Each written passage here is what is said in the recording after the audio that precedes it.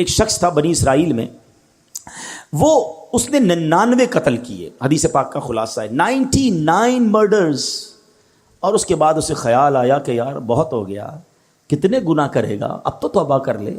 وہ ایک راہب کے پاس گیا، سو کالڈ ہیں مولوی صاحب، اس زمانے کے بھی سو کالڈ ہوں گے، علم تھا نہیں، لکس لائک، بے شک ہم بھی آج کل ہر داڑھی والے کو عالم دین سمجھ لیتے ہیں، بلکہ اب تو بغیر داڑھی والے کو بھی عالم دین کہنا لوگوں نے شروع کر دیا۔ یہ عجب فنومنا چلا ہے کہ جس کی مرضی وہ اسلام کی انٹرپریٹیشن کر رہا ہے اور لوگ اسے سنی جا رہے ہیں۔ اللہ کے بندوں، عالم دین صحیح عقیدے والے سے بات سنو گے تو سمجھ آئے گی۔ یہ حدیث بھی اسی طرف رہنمائی کر رہی ہے کہ کہنے کو وہ کوئی مذہبی آدمی ہوگا، یہ بندہ چلا گیا اس کے پاس، کہا حضرت 99 قتل کیے ہیں، کیا میری توبہ قبول ہوگی؟ وہ بندہ، اس نے کہا خدا کا خوف کر، 99 بندوں کا قاتل، تیری توبہ قبول نہیں ہونی۔ اس نے اس بندے کو اللہ کی رحمت سے مایوس کر دیا۔ اب وہ پہلے ہی قاتل تھا، اس نے کہا چلو پھر سینچری پوری کرتے ہیں۔ اس نے اس راہب کو بھی مار دیا، 100 قتل کر لیے۔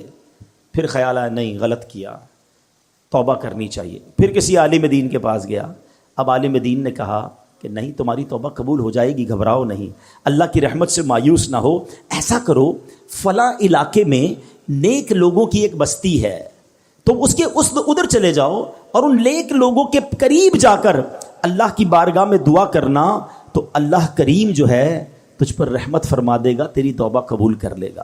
یہ بندے نے نیت کی، اچھی نیت، اور چل پڑا۔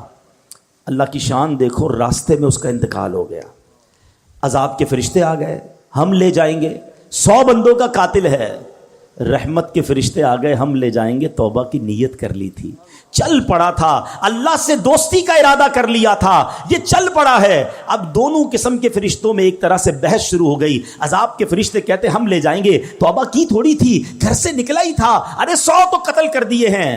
رحمت کے فرشتے کہتے نہیں، اللہ کی راہ پہ چل پڑا تھا، دل میں شرم اور ندامت آ گئی تھی، ہم لے جائیں گے۔ اب اللہ کی طرف سے ارشاد ہوتا ہے ایسا کرو، زمین کیلکولیٹ کرو، زمین کو ناپا جائے، اگر یہ بندہ اپنے گھر کے قریب ہے تو عذاب کے فرشتے لے جائیں، اگر یہ بندہ نیک لوگوں کی بستی کے قریب ہے تو رحمت کے فرشتے لے جائیں۔ اللہ اکبر، میں حدیث کے الفاظ سنا رہا ہوں۔ اب جب ناپی گئی تو وہ بندہ نیک لوگوں کی بستی کے قریب نکلا۔ علماء کہتے ہیں یہ جو پلان تھا نا، اللہ کی قدرت کا پلان تھا، ایکچولی وہ دور تھا نیک لوگوں کی بستی کے، مگر رب کا حکم تھا کہ یہ بخشا جائے، اس کی منشا یہ تھی یہ بخشا جائے۔ وہ نیک لوگوں کی بستی اور اس کی لاش کے درمیان جو پلاٹ آف دا لینڈ تھی وہ اسکویز ہوئی، وہ کم ہوئی اللہ کے حکم سے، اور جب ناپا گیا تو چند فٹ کے فاصلے سے وہ نیک لوگوں کی بستی کے قریب تھا، اسے رحمت کے فرشتے لے گئے، گویا اس کی بخشش ہو گئی۔ یہ ایک روایت بیان کرنے کے بعد میرے پیارے اسلامی بھائیوں کیا پتہ چل رہا ہے؟